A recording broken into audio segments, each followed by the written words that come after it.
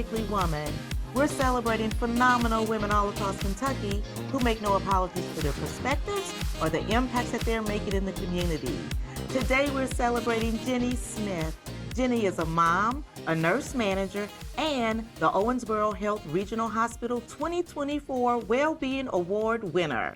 Unapologetically Woman, Jenni Smith, that's you. Congratulations. Oh, thank you. Thank you very much. You are all things mental health and wellness. Tell us about that. Yeah, so I started the hospital in 2013. Actually, if I go back a little bit further than that, I was in nursing school, started to go back in 2008, went for dermatology. I was going to do all the esthetician type stuff plus, and fell in love with psychology, mental health. My dad got sick in 2012 and had a traumatic brain injury, led to dementia.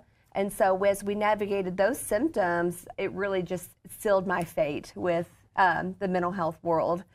So I've been doing it for close to 12 years now. I have got to talk to a lot of different people, different walks of life, and I still love it, still 12 years later. And so what does being a program manager at Owensboro Health, what does that look like? Yeah, so I am the nurse manager of the inpatient behavioral health unit at Owensboro Health. We have a 12-bed unit, male-female, and we are just helping those people navigate their mental health acute crisis at that time. So it may be depression or anxiety. They may have been dealing with some suicidal ideations, maybe some schizophrenia. We are fortunate with that's handled more outpatient now with long-acting injectables, but we see them when their routines get off sometimes. And so we are just prepared to handle a lot of different crises at any given point in somebody's life. And so you're helping everybody deal with their mental health, and I understand that you do some exercising to help you handle yours. Yeah, that I've interviewed a lot of people being the nurse manager, and that's always one of my questions is, what do you do to decompress? Because it's a hard job. And so, yeah, about 2.5 years ago, I joined Orange Theory and just focused on my health, focused on my fitness. And I was able to go and run for about 30 minutes and do some strength training for 30 minutes. And where I was going home to my family and I needed to decompress when I got home, take 15, 30 minutes and just not talk to anybody, I can do that when I'm running now. I ruminate and I rehash those conversations I had throughout the day and just get it all out on the treadmill. I would think that it would be hard to just put it down. It is. You know? It sure can be. Depending upon the day, it sure can be. And so at home, you have 2 children. Yes. Well, not children. No. Not little children. Well, they're always going to be my babies. My daughter just turned 21 a couple of days ago. She's 21. My heart. I know. I feel like I should be 21 and she's still a baby child. So she's 21 and my son is 18. And they really are my whole entire world. I love them dearly. I'm very proud of the people that they've become and proud of myself for helping navigate those little children because it certainly was not easy. Now your son is into baseball, is that right? That's right, yeah. So Apollo went to the Final Four a couple years ago. Catholic in Owensboro went this past season, so we're very proud of them. And then we're hoping we have a pretty good run again this year. They're practicing right now. So when you're not doing all of the running and being the mom and you're taking care of people, you do a lot of work, a lot of volunteer work that your job doesn't necessarily call for. Right. Yeah, so I work with the mental health court in Owensboro, and through my ties with the community partners, through my job, there are a lot of committees I'm able to sit on. So we work with mental health court, we work with River Valley and the Regional Reentry Committee that helps incarcerated persons get back out into the community and have the right type of mental health care and the right stuff that they need to be successful when they get back out in the community. I sit on the committee for ARC, which is a rehab program there in Owensboro and throughout Kentucky. I sit on the Owensboro Regional Suicide Prevention Coalition Committee.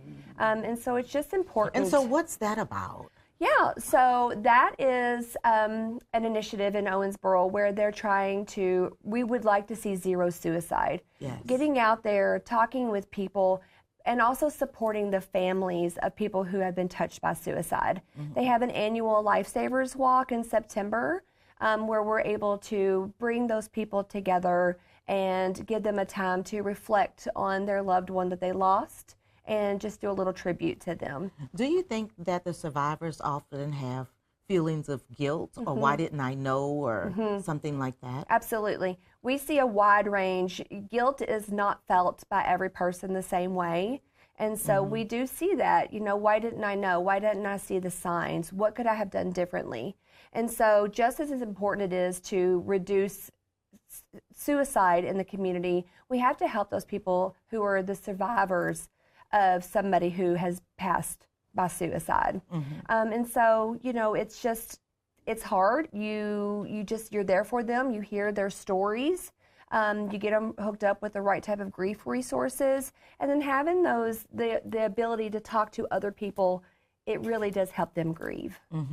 Because, and I guess it's a little bit sad to say, but it does help when somebody has gone through what you've gone through and you guys can relate. Absolutely. And able to build and communicate that way. Yes.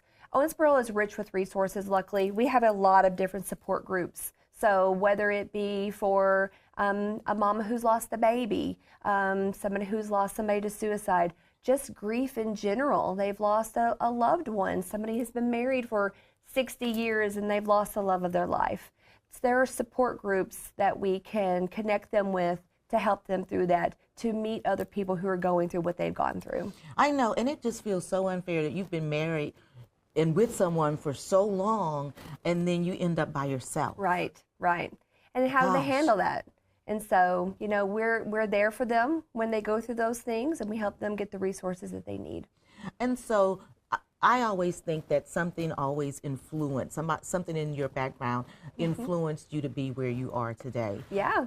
Who inspired you, or where did you get your inspiration from to even want to go in healthcare? Well, interestingly, my mom and dad were both my mom worked at a factory, my dad worked for the road department. We didn't have a whole lot of people who were in nursing.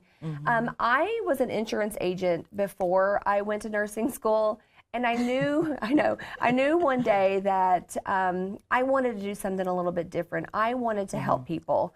And I told you I was going for dermatology, so I was able to, have good people around me. I've always had good, strong women around me.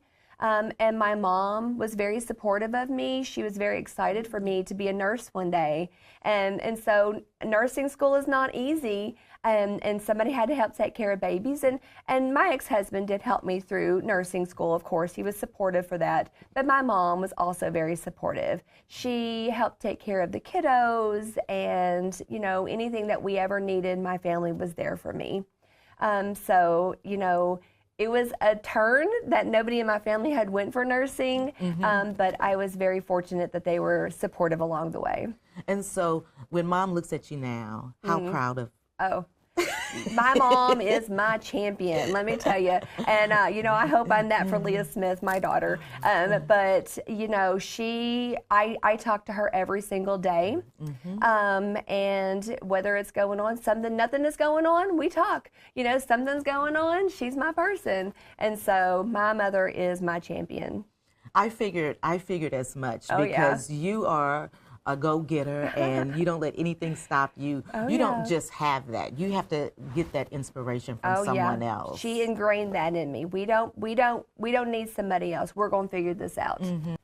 So tell me about the podcast that you were on. Yeah, so my best friend and I were on the Broad Pod. That was two of our friends that we actually met through Orange Theory, that in Owensboro, they focus on the good things that women are doing in the community. And so it was really wonderful to be able to share that with Heather. And we were nominated for Broads of the Year, of course. We didn't win, but there are so many women who are doing such wonderful things around the Owensboro area that we were just super honored to be nominated there. and to get our stories out there, to be able to talk about our loved ones, and to be able to talk about mental health.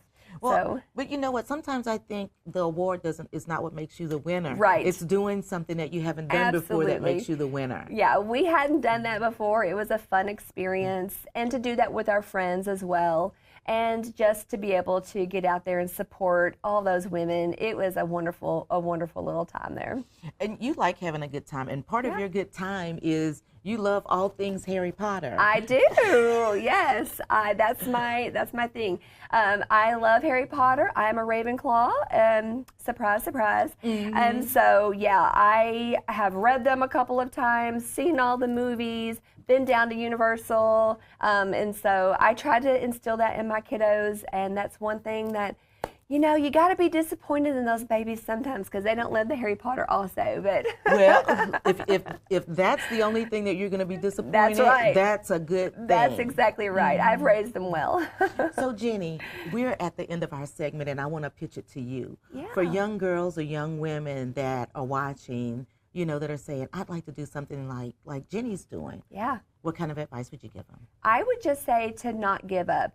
Just don't be influenced by, or be influenced by your family, but if there's not anybody who hasn't been into nursing, give it a chance. Learn a little bit about it. Owensboro Health is doing great things of getting out into the community a little bit more and reaching middle school and high school kids. So take those opportunities to learn about healthcare. And if you find yourself wanting to be a nurse, don't back down from mental health nursing. Stay diligent, learn about that, and it is really a rewarding role in life. Thank you so much, thank Jenni. you. Yay. You guys heard it from Jenni. Don't back down and think about working in the mental health field. If you have nursing on your mind, that's always an option for you. And continue to watch as we celebrate other phenomenal women just like Jenni Smith who are making good changes in this community. I'll talk to you soon.